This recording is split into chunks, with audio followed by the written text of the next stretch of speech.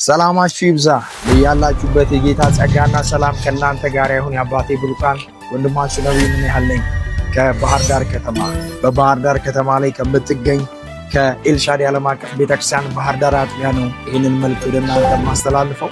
እንግዲህ በፊታችሁ ዛሬ የተገኘሁበት ምክንያት በማክሰኞና በእሁድ ፕሮግራሞቻችን ላይ ጌታ በመካከላችን ድንቅን ተአምራትን ምልክትን እያደረገ ይገኛል። ስለዚህም የፊታችን ጥር 19 ማለትም ማክሰኞ ከማለዳው 3 ሰዓት ጀምሮ በቀበሌ 16 በሚገኘው እንግዲህ እንደምትመለከቱት አዲሱ የማምለኪያ ስፍራችን ላይ ፕሮግራማችን እንደቀጠለ ነው።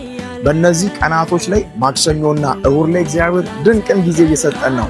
በተለይ በማክሰኞ የአርነት ቀን ላይ የፈውስ ቀን ላይ እግዚአብሔር ክብሩን ይውሰድ። ብዙ ሰዎች እየተፈቱ ነው። ብዙ ሰዎች ነፃ እየወጡ ነው። በምስክርነትም ደግሞ እየቆሙ ነው። ክብር ሁሉ ለጌታ ለኢየሱስ ይሁን።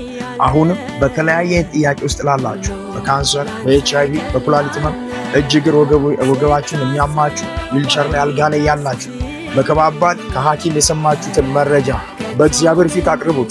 እግዚአብሔር ፈዋሽ አምላክ ነው። ከባድ የሚባል ኃይል ነው። ከባድ የሚባል በሽታ የለም። የናዝሬቱ የኢየሱስ የስሙ ጉልበት ከስሞች ሁሉ በላይ ነው። እግዚአብሔር በፊታችን ማክሰኞ ላይ ማለትም ጥር 19 የስሙን ጉልበት ይገልጣል በመካከላችን። ኢየሱስ ለብዙ ሰዎች አርነትን ያደርጋል፣ ፈውስን ይሰጣል። በመካከላችን የመንፈስ ቅዱስ ኃይል የክርስቶስን የስሙን ጉልበት ለመግለጥ ይገለጣል። በዕለቱ የእግዚአብሔር ቃል ይሰበካል። ለብዙ ሰዎች በህመም ውስጥ ላሉ እጅ በመጫን በዘይት እጸልያለሁ። ሌሎችም አገልጋዮች ይገኛሉ። ሁላችሁም ጋብዣችኋለሁ። ማክሰኞ ከጠዋቱ 3 ሰዓት ጀምሮ ቀበሌ 16 በሚገኝ በኤልሻዳይ ዓለም አቀፍ ቤተክርስቲያን ባህር ዳር አጥቢያ ላይ እንገናኝ። ለሁሉ መልስ አለው። ኢየሱስ የነፍስም የሥጋም ፈውስ ነው።